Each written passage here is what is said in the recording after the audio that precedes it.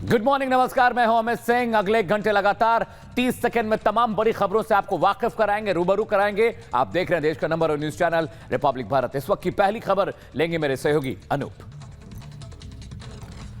नमस्कार, मैं हूं आप सबके साथ अनूप। शुरुआत एक अहम खबर से। PFI पर बैन को लेकर जो खबर आई है उससे विपक्ष बौखला गया है। सपा के सांसद शफीकुर रहमान बकर ने तो कई तरह के गंभीर सवाल खड़े कर दिए। पूरी खबर 30 सेकंड में आपको दिखाते हैं। संभल से समाजवादी पार्टी के सांसद ने कहा, PFI पढ़े लिखों का संगठन है, पढ़े लिखों की पार्टी है, मुसलमानों को रिप्रेजेंट करती है, मुसलमानों पर होने वाली ज्यादती पर खड़ी होती है, इसलिए बैन कर दिया गया है। इनका सिर्फ जुर्म यह है कि मुसलमानों को रिप्रेजेंट करती हैं, मुसलमानों के मसाइल उठा रही थी। ये गवर्नमेंट को नागवार है। चूँकि मुसलमानों के साथ जुल्म होता रहे तो गवर्नमेंट को एहसास नहीं होता। समाजवादी पार्टी सांसद शफीकुर रहमान ने कहा कि मुसलमानों के साथ ज्यादती करने वाली RSS पर बैन क्यों नहीं लगाया जा रहा है। RSS ने मुसलमानों के खिलाफ फर्जी कार्रवाई और जुल्म किया है। और देखिए, PFI को बैन को लेकर लगातार सियासत हो रही है। सपा के प्रवक्ता आमिर जमाई कहते हैं कि इस तरह का बैन गलत है और मुसलमानों को दबाने की कोशिश है। 30 सेकंड के भीतर ही पूरी खबर देखिए और समझिए। जहां एक और देश के तमाम मुस्लिम संगठन सरकार के इस फैसले का स्वागत कर रहे हैं, वहीं दूसरी तरफ समाजवादी पार्टी ने इसे महज एक पॉलिटिकल स्टंट बताते हुए सरकार पर हमला बोला है। पूरे देश में इसके जरिए ध्रुवीकरण का काम 2024 के लिए किया जाए, मुसलमानों को इसके जरिए डराने का, धमकाने का काम किया जाए। समाजवादी पार्टी प्रवक्ता अमीर जामी ने कहा कि PFI पर बैन लगाना इस्लामोफोबिया फैलाने, किसानों, युवाओं के अधिकार और आरक्षण पर हमले से ध्यान हटाकर 2024 में वोट के लिए ध्रुवीकरण के लिए एक कदम है, इससे ज्यादा और कुछ नहीं।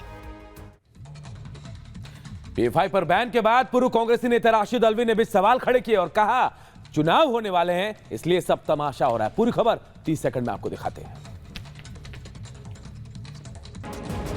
PFI और उससे जुड़े संगठनों को 5 साल के लिए बैन करने के केंद्र सरकार के फैसले पर कांग्रेस नेता राशिद अल्वी ने सवाल उठाया है। उन्होंने कहा कि सरकार ने यह फैसला चुनाव को देखते हुए लिया है। राशिद अल्वी ने कहा, PFI अभी तो नहीं बना, वो तो पता नहीं कितने सालों पहले बना है। अब जब गुजरात, हिमाचल और मेघालय का चुनाव आ रहा है, उससे पहले पाबंदी लगाई जा रही है और 5 साल के लिए पाबंदी है। 5 साल बाद PFI को इजाजत होगी कि वो दोबारा अपने आप को संगठित कर सकता है।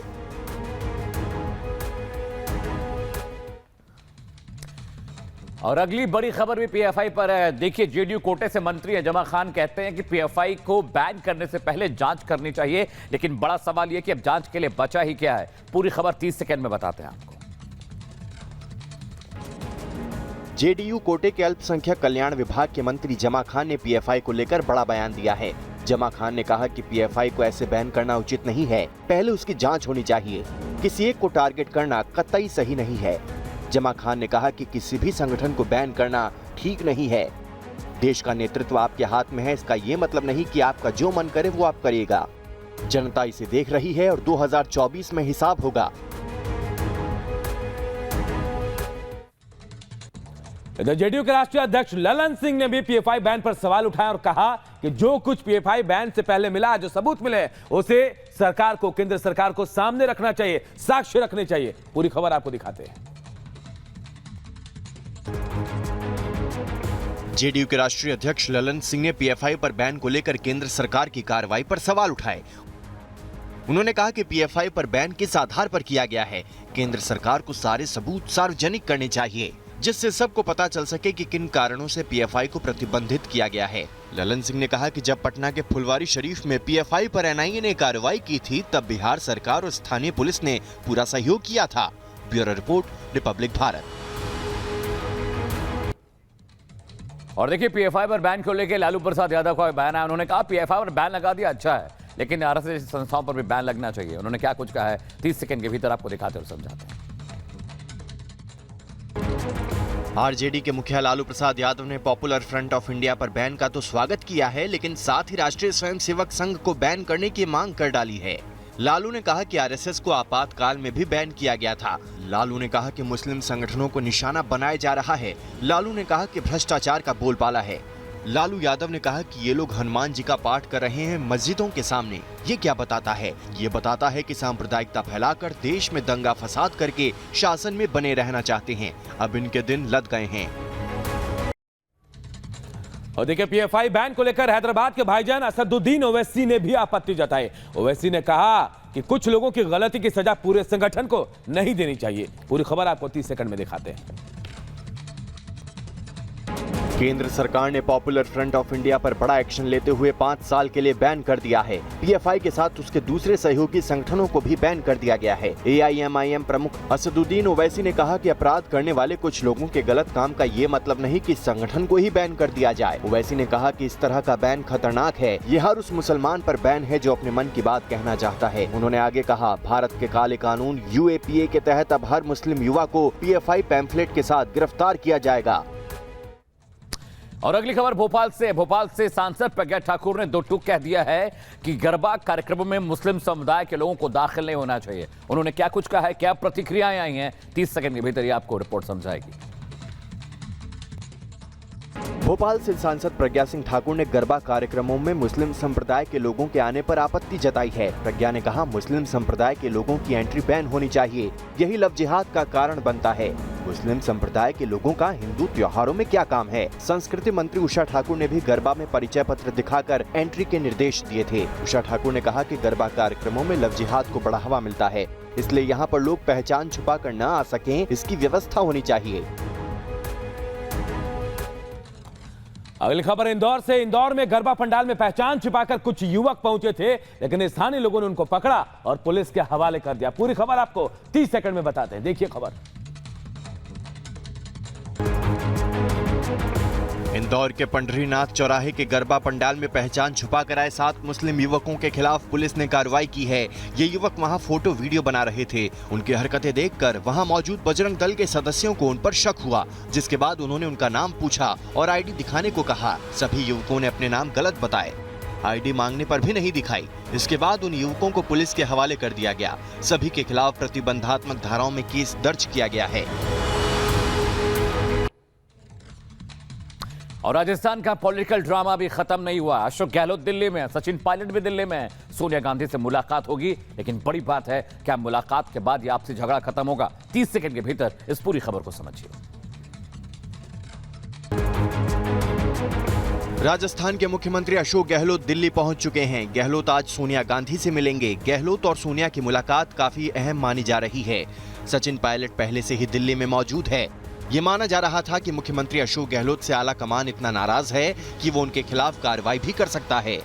लेकिन अब लगता है कि गहलोत और कांग्रेस आला कमान के बीच चल रही नाराजगी की बर्फ पिघलने लगी है। इस बीच अध्यक्ष पद के लिए दिग्गज नेता दिग्विजय सिंह के नाम की चर्चा है। प्रधानमंत्री नरेंद्र मोदी 2 दिन के गुजरात दौरे पर, और कहा जा रहा है कि गुजरात को बड़ी सौगात देने वाले 29,000 करोड़ की यह सौगात लोकार्पण और शिलान्यास के रूप में होगी। पूरी खबर 30 सेकंड में आपको दिखाते हैं। पीएम मोदी आज और कल गुजरात दौरे पर रहेंगे। पीएम मोदी सूरत, भावनगर, अहमदाबाद और अंबाजी में लगभग 29,000 करोड़ रुपए की विकास परियोजनाओं का उद्घाटन और शिलान्यास करेंगे। इन परियोजनाओं का उद्देश्य बुनियादी सुविधाएं तैयार करना है। प्रधानमंत्री अहमदाबाद मेट्रो परियोजना के पहले चरण का उद्घाटन करेंगे और गांधीनगर मुंबई सेंट्रल वंदे भारत एक्सप्रेस को हरी झंडी दिखाकर रवाना करेंगे। प्रधानमंत्री वंदे भारत एक्सप्रेस और अहमदाबाद मेट्रो में यात्रा भी करेंगे। प्रधानमंत्री भावनगर में दुनिया के प्रथम सीएनजी टर्मिनल की आधारशिला रखेंगे। और ज्ञानवापी में मिले शिवलिंग को लेकर एक नया विवाद खड़ा हो गया है। अब कार्बन डेटिंग में जो महिलावादी हैं उनमें ही मतभेद देखने को मिल रहा है। क्यों मतभेद हुआ है, पूरी खबर क्या है, 30 सेकंड में आपको दिखाते हैं। वाराणसी के ज्ञानवापी मस्जिद परिसर में कथित शिवलिंग के कार्बन डेटिंग को लेकर विवाद शुरू हो गया है। महिलावादियों में आपस में कार्बन डेटिंग को लेकर विवाद हो गया है। 5 महिलावादियों में एक राखी सिंह ने कार्बन डेटिंग का विरोध किया है। राखी सिंह ने कहा है कि अगर कार्बन डेटिंग कराई जाती है तो इसका मतलब है कि हम आदि विश्वेश्वर के शिवलिंग पर ही प्रश्न चिन्ह खड़ा कर रहे हैं। इसलिए किसी कीमत पर कार्बन डेटिंग नहीं होने दी जाएगी।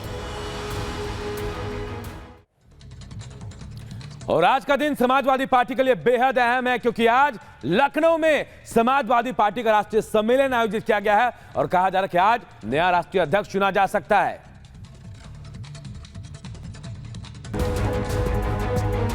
समाजवादी पार्टी 29 सितंबर को लखनऊ में राष्ट्रीय सम्मेलन का आयोजन कर रही है। इसी राष्ट्रीय सम्मेलन में समाजवादी पार्टी अपने राष्ट्रीय अध्यक्ष का चुनाव करेगी। समाजवादी पार्टी अध्यक्ष अखिलेश यादव ने कहा कि बीजेपी ने पूरे देश और प्रदेश को आज आर्थिक संकट पर लाकर खड़ा कर दिया है। इससे निपटने के लिए इस सम्मेलन में पार्टी की भूमिका को लेकर कारगर चर्चा होगी। इसके अलावा 2024 में होने वाले लोकसभा चुनाव को लेकर एक गहन चर्चा होगी। बीजेपी को प्रदेश में शिकस्त देने के लिए रणनीति बनाई जाएगी।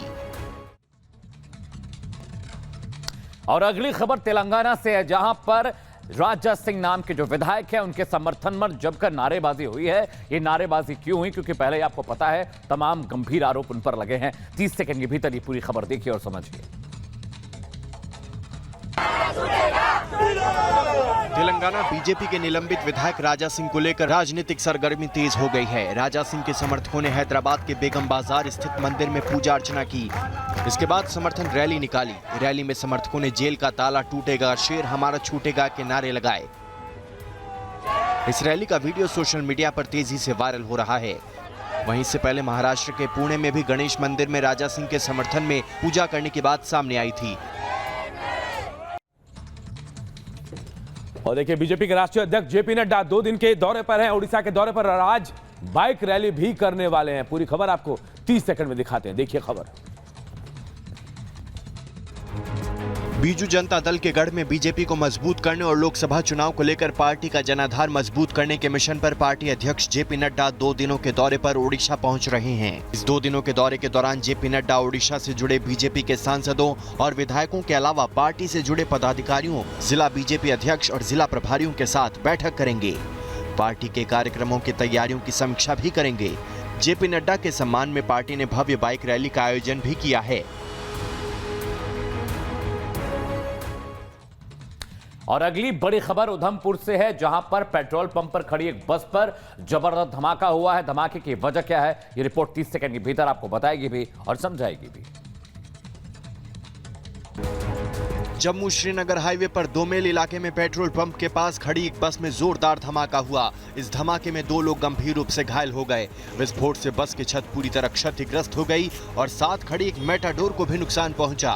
विस्फोट की सूचना मिलते ही पुलिस समेत कई जांच एजेंसियां कुछ ही देर में मौके पर पहुंच गई। धमाके की तीव्रता और बस पर उसके प्रभाव को देखते हुए आईईडी विस्फोट की आशंका जताई जा रही है। जहाँ धमाका हुआ उसके ठीक सामने सेना पुलिस का ट्रैफिक चेक पोस्ट 2 है। और समाजवादी पार्टी के नेता आजम खान के केस को लेकर आज सुप्रीम कोर्ट में अहम सुनवाई होने वाली है। क्या कुछ तैयारियां इस खबर से, इस रिपोर्ट से आपको बताते हैं। समाजवादी पार्टी नेता आजम खान के खिलाफ यूपी सरकार द्वारा 3 नए केस दायर करने और रामपुर स्थित उनकी जौहर यूनिवर्सिटी के खिलाफ कार्रवाई और अधिग्रहण के मामले में दायर याचिका पर सुप्रीम कोर्ट आज सुनवाई करेगा। सिब्बल ने कहा कि आजम खान पर पहले से 87 केस थे और अब 3 और लगा दिए गए हैं।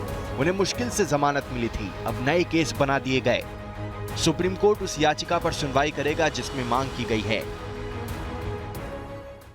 और अगली बड़ी खबर जम्मू कश्मीर से, जहां पर परिसीमन आयोग के खिलाफ सुप्रीम कोर्ट में आज एक बड़ी और अहम सुनवाई होनी है। क्या कुछ सुनवाई में होना है और क्यों ये याचिका सुप्रीम कोर्ट में दाखिल की गई थी, ये रिपोर्ट 30 सेकंड के भीतर आपको बताएगी।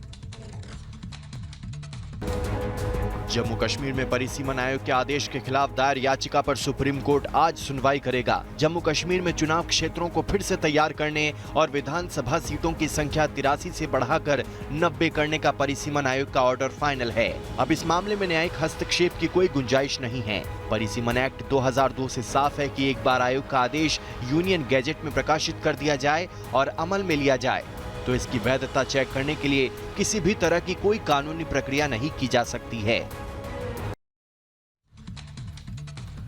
और गुजरात के पाटीदार नेता हार्दिक पटेल मामले पर भी आज अहम सुनवाई होने वाली है। क्या कुछ सुनवाई होगी, क्या फैसला होगा, इस पूरी रिपोर्ट में आपको दिखाते हैं।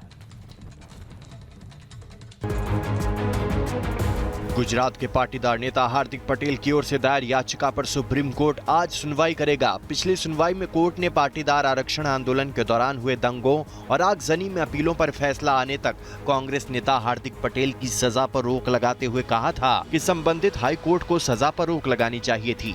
गुजरात सरकार ने पाटीदार आरक्षण आंदोलन के संबंध में दर्ज 10 मामले वापस ले लिए हैं। इससे पहले हार्दिक पटेल ने कहा था कि आंदोलन से जुड़े सभी मामलों को बीजेपी सरकार को वापस लेना चाहिए। और सुप्रीम कोर्ट में आज भी एक बहुत अहम मामले की सुनवाई होनी है। पूर्व मुख्यमंत्री उत्तराखंड के त्रिवेंद्र सिंह रावत आज सुप्रीम कोर्ट में होंगे। क्यों होंगे, क्या वजह है, क्या मामला है, 30 सेकंड के भीतर ये खबर आपको बताएगी भी और समझाएगी। उत्तराखंड के पूर्व मुख्यमंत्री त्रिवेंद्र सिंह रावत द्वारा दायर याचिका पर सुप्रीम कोर्ट आज सुनवाई करेगा। रावत ने राज्य हाई कोर्ट के उस आदेश को चुनौती दी है जिसमें उनके खिलाफ भ्रष्टाचार के आरोपों की जांच सीबीआई से कराने को कहा गया था। रावत के खिलाफ भ्रष्टाचार के आरोप 2 पत्रकारों ने लगाए हैं। इसके मुताबिक 2016 में एक व्यक्ति के झारखंड के गौ सेवा आयोग के प्रमुख के रूप में नियुक्ति का समर्थन करने के लिए रावत के रिश्तेदारों के खातों में रुपए ट्रांसफर किए गए थे। हालांकि रावत ने इन आरोपों से इनकार किया है। अगली खबर पाकिस्तान के कराची से, जहां एक चीनी डॉक्टर को गोलियों से भून दिया गया। इस हमले में 2 और चीनी नागरिक घायल हुए। पूरी खबर 30 सेकंड में आपको दिखाते हैं। पाकिस्तान के कराची में एक चीनी नागरिक की हत्या कर दी गई है। एक संदिग्ध व्यक्ति ने सदर बाजार में स्थित एक डेंटल क्लिनिक पर गोलियां बरसानी शुरू कर दी। हमलावर इलाज के बहाने क्लिनिक में घुसे थे। इस घटना में 2 लोग घायल भी हुए हैं, जिसमें एक महिला और एक पुरुष हैं। घायलों को अस्पताल में भर्ती कराया गया है। ये पहला मौका नहीं है जब इस तरह से चीनी नागरिकों को निशाना बनाया गया है। इससे पहले भी कुछ घटनाओं में चीनी नागरिकों पर हमला हुआ है। और अगली खबर ईरान से, जहां पर कुर्दिश कबीलों के ठिकानों पर ड्रोन से हमले हुए हैं। एक स्कूल पर भी हमला हुआ जिसमें कई बच्चे मारे गए हैं। पूरी खबर क्या है, 30 सेकंड के भीतर समझिए। ईरान ने उत्तरी इराक स्थित विरोधी ईरान कुर्दिश गुट के ठिकानों पर नए सिरे से ड्रोन हमले किए। इन हमलों में 9 लोगों की मौत हो गई। वहीं हमले में 32 लोग घायल हो गए। ये हमले ऐसे समय में किए गए हैं जब ईरान में कुर्दिश महिला महसा अमीनी की पुलिस हिरासत में मौत के खिलाफ प्रदर्शन हो रहे हैं। ईरान की सरकारी समाचार एजेंसी ने बताया कि देश के रिवॉल्यूशनरी गार्ड ने उत्तरी इराक में अलगाववादी समूह के कुछ ठिकानों को मिसाइलों और ड्रोन से निशाना बनाया है। और देखिए, यूक्रेन को खत्म करने के लिए रूस ने पूरी तैयारी कर ली है और इसके लिए उर्गन रॉकेट का भी इस्तेमाल रूस कर सकता है। पूरी खबर 30 सेकंड में आपको बताते हैं। यूक्रेन और रूस के बीच चल रहे युद्ध को रूस ने जितना आसान समझा था उतना आसान ये युद्ध है नहीं। यूक्रेन ने भी सरेंडर नहीं किया, रूस को लगातार जवाब दे रहा है। लेकिन अब यूक्रेन की सेना को खत्म करने के लिए रूस पूरी तरह से तैयार हो गया है। रूस ने यूक्रेन में मरीन कॉर्प्स तोपखाने को तैनात कर दिया है। रूस के उर्गन जैसे रॉकेट सिस्टम भी मौजूद है। उर्गन रॉकेट लॉन्चर लगातार यूक्रेनी सेना के ठिकानों को निशाना बना रहा है। रूस और यूक्रेन की जंग में एक नया मोड़ आ गया है। रूस का दावा है कि वो यूक्रेन पर कब्जा कर लेगा। वैसा क्यों कह रहा है? क्योंकि एक जनमत संग्रह के भरोसे। पूरी खबर क्या है, 30 सेकंड में देखिए। रूसी कब्जे वाले यूक्रेनी इलाकों में भेजे गए क्रेमलिन अधिकारियों का दावा है कि जनमत संग्रह की वोटिंग में लोगों ने रूस का हिस्सा बनने के पक्ष में भारी मतदान किया है। वोटिंग 4 इलाकों में करवाई गई थी, डोनेत्स्क, लुहांस्क, जापोरिजिया और खेरसॉं। ये 4 शहर मिलकर 15% यूक्रेनी इलाका बनाते हैं। लुहांस्क के अधिकारियों का कहना है कि 98.4% लोगों ने रूस में शामिल होने के पक्ष में मतदान किया है। वहीं खेरसॉं में वोटिंग कमेटी ने रूस के पक्ष में 87% वोट का दावा किया है।